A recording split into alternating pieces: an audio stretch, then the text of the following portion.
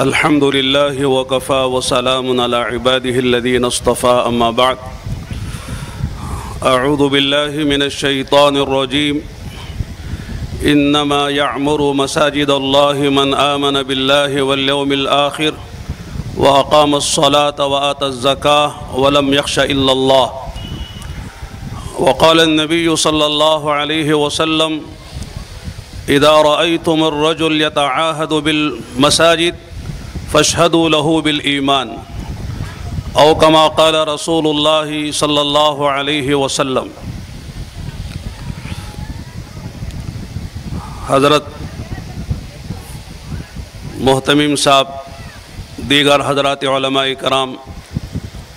حاضرین اجلاس، انشاءاللہ ہم سب اپنے اکابر علماء کی بات سنیں گے اور انشاءاللہ اس کو دل میں جگہ دے کر زندگی میں لائیں گے اور عمل کریں گے۔ آج بہت ہی مبارک اور مسعود یہ گھڑی اور موقع ہے کہ اللہ تعالیٰ نے اپنے گھر کی نسبت پر ان اکابر علماء کو اس شہر میں جمع فرمایا ہے۔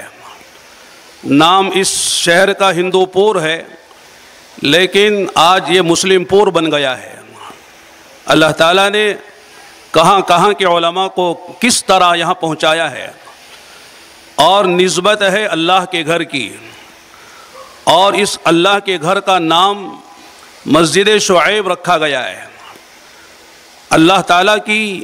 یہ سنت ہے، جب اللہ تعالیٰ کسی اپنے بندے کو قبول کرتے ہیں، محبوب بناتے ہیں، تو آسمانوں میں اس کی قبولیت ڈالی جاتی ہے اور پھر زمین میں بھی اس کی قبولیت ڈال دی جاتی ہے۔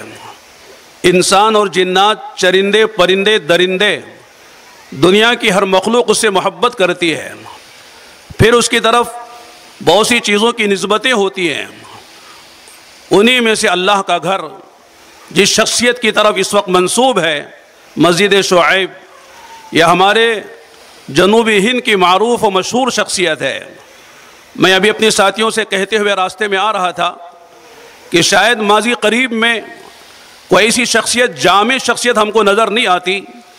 جنوب میں خاص طور سے، جس کو اللہ تعالیٰ نے مختلف کمالات سے، مختلف صفات سے،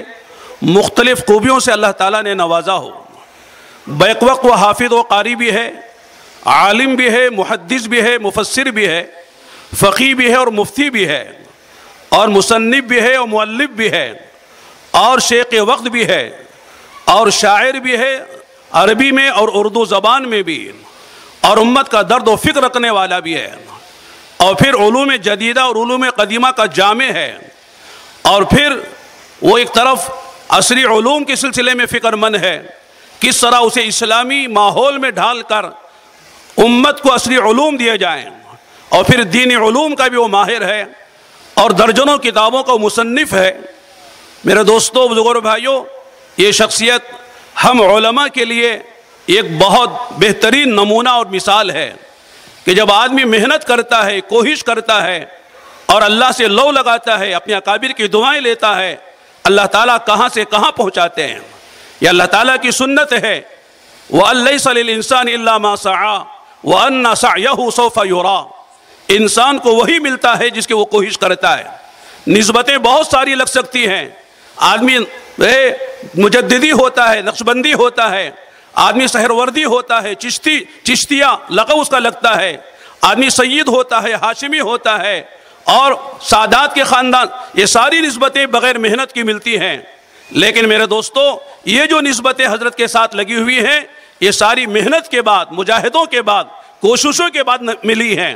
آپ ایک طرف مفسر ہیں تو ایک طرف آپ شیخ الحدیث بھی ہیں، آپ حدیث بھی پڑھاتے ہیں، فقہ بھی پڑھاتے ہیں، اور افتاء کا کام بھی آپ کے ذمے ہے۔ الحمدللہ ہم سب دعا کرتے ہیں کہ اللہ تعالیٰ حضرت کی عمر میں برکت عطا فرمائے،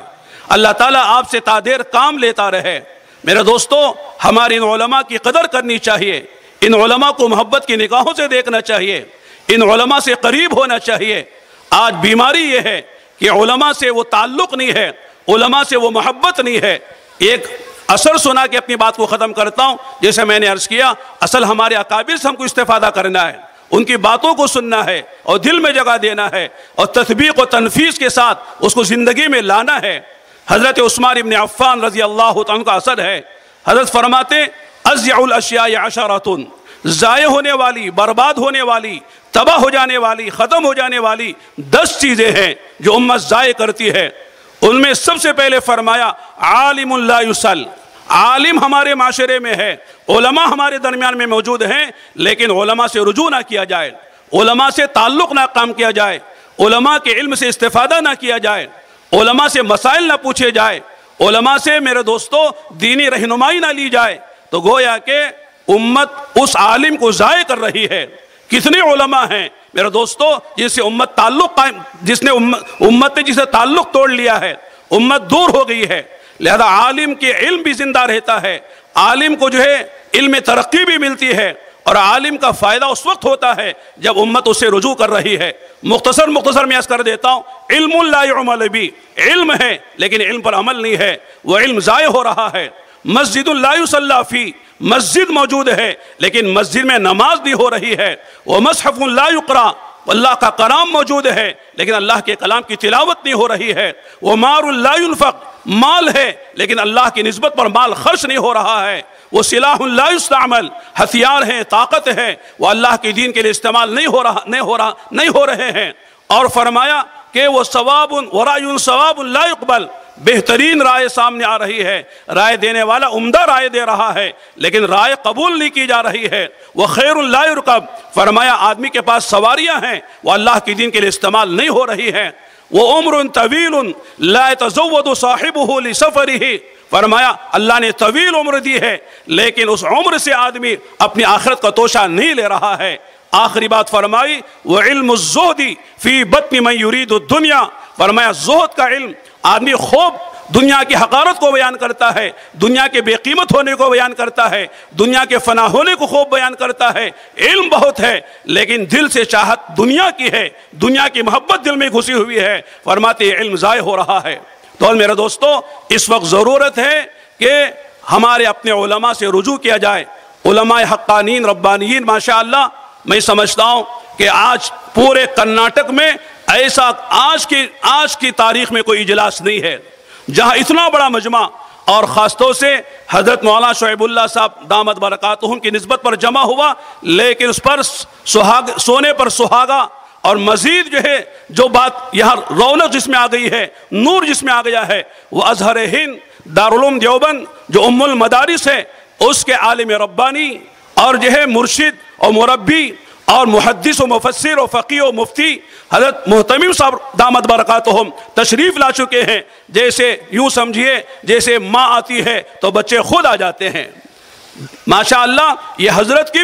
کی بڑی نسبت ہے اتنا بڑا مجمع علماء کا، ورنہ یہ کہ ایک عالم کو بلانے کے لیے کتنے پاپڑ بیلنے پڑتے ہیں، کتنے کوششیں کرنی پڑتی ہیں۔ یہ حضرت کا فیض ہے کہ ماشاءاللہ پورے علاقے کے اطراف کے جتنے علماء ہیں، علماء حقانین ربانیین ہیں، سب یہاں جمع ہوئے ہیں۔ ہم سب چاہتے ہیں کہ حضرت سے ہم استفادہ کریں، حضرت کی بات سنیں۔ اور میرے دوستو آخری بات کہہ کے بات کو ختم کرتا ہوں، مسجد تو بن گئی ہے، اب اس وقت ان محلے والوں کی ذمہ داری ہے اور اس علاقے والوں کی ذمہ داری ہے اس مسجد کو آباد کریں، یہ مسجد مہجور نہ ہو، یہ مسجد متروک نہ ہو، یہ مسجد ویران نہ ہو۔ ہمیشہ یہ نمازوں سے، تلاوت سے، دعاؤں سے، اعتکاف سے، تعلیم و تعلم سے، خدمت سے، تبلیغ و دعوت سے، تمام دین کے شعبوں سے یہ اللہ کا گھر آباد ہونا چاہیے۔ لہذا آپ حضرات سے درخواست ہے کہ آج کا دن بہت ہی مبارک دن ہے، آج اللہ سے مانگ لیں، رمضان بھی سامنے آ رہے ہیں، اور انشاءاللہ رمضان جس کا صحیح گزر جاتا ہے اللہ کے گھر کی نسبت پر، قرآن کی نسبت پر، روزوں کے ساتھ، تراویح کے ساتھ، دعاؤں کے ساتھ، تہجد کے ساتھ، اللہ تعالیٰ اس کا سارا سال صحیح گزارتے ہیں۔ بس ان چند کلمات پر میں نے جرأت کی، ہمت کی ہے، اپنے اکابر کے سامنے میں نے چند باتیں عرض کی ہیں، لیکن جیسے میں نے عرض کیا اصل جو ہے ہم سب حضرت سے اور اکابر علماء سے استفادہ کرنے کے لیے، آپ کے بیانات کو سننے کے لیے اور آپ سے جو ہے مستفید ہونے کے لیے ہم حاضر ہوئے ہیں۔ اللہ تعالی ہم سب کو اپنے اکابر علماء کی قدردانی کی اور ان کا احترام ادب کرنے کی اور پھر ان سے استفادہ کر کے عمل کرنے کی خدا توفیق عطا فرمائے۔ وآخر دعوانا ان الحمدللہ رب العالمین۔ اللہ ماشاء اللہ، حضرت والا نے بہت ہی مختصر سے وقت میں